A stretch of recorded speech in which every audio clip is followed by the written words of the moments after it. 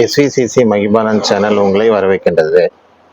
இன்னைக்கு குரு பயிற்சி பலனில் துலாம் ராசியை பற்றி பார்ப்போம். துலாம் ராசியை பொறுத்து குரு பகவான் 10ல் வர்றாரு. 10ல் குரு பதவி பறிபோகும் அப்படின்னு எல்லாரும் சொல்லுவாங்க. இந்த துலா ராசியை பொறுத்து பதவி பறிபோகும் அப்படின்னா பயப்பட தேவையே கிடையாது. பதவி பறிபோகும்னா எப்படின்னு கேட்டிங்கன்னா, ஒரு ஸ்டேஜ்லேருந்து அடுத்த ஸ்டேஜ், அதான் அவங்க முன்னேற்றம் தான் அடைய போகிறாங்களே ஒழிய பதவி என்ன செய்யாதுன்னா குறைய போகிறது கிடையாது.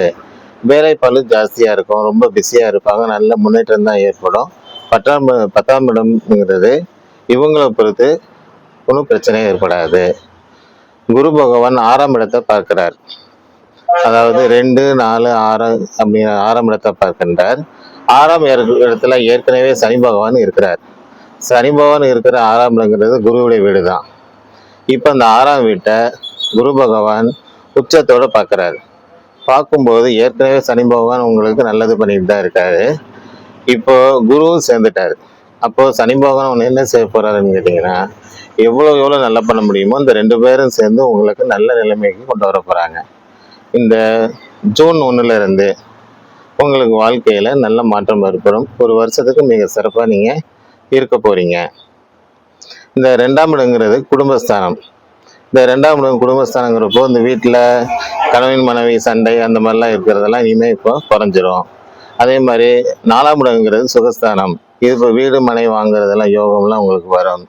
அதே சமயம் 6ஆம் இடங்கிறது என்னன்னு கேட்டிங்கன்னா ரோகஸ்தானம். இந்த கடன் வழக்கு அதெல்லாம் ஏற்படுறது. கடன்னா நீங்கள் பயந்துடாதீங்க.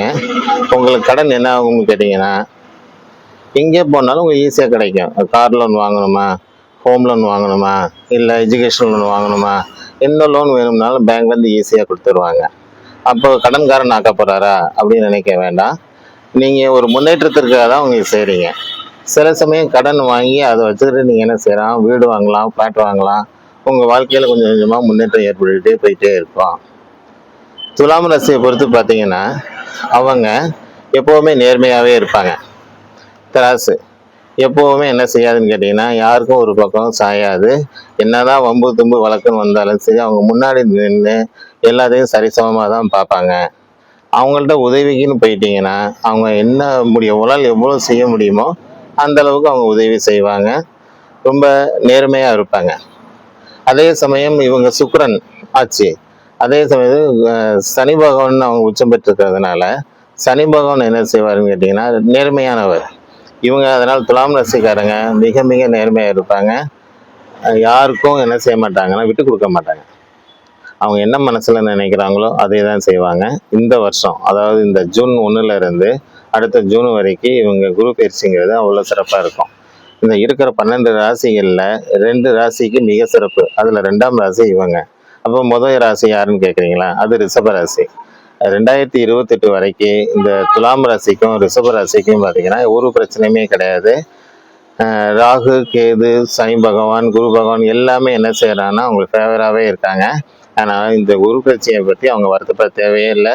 நீங்கள் சிறப்பாக இருக்கும், நல்லா முன்னேறுவீங்க. இந்த பதிவு உங்களுக்கு பிடிச்சிருந்தா லைக் பண்ணுங்கள், ஷேர் பண்ணுங்கள், கமெண்ட் பண்ணுங்கள்.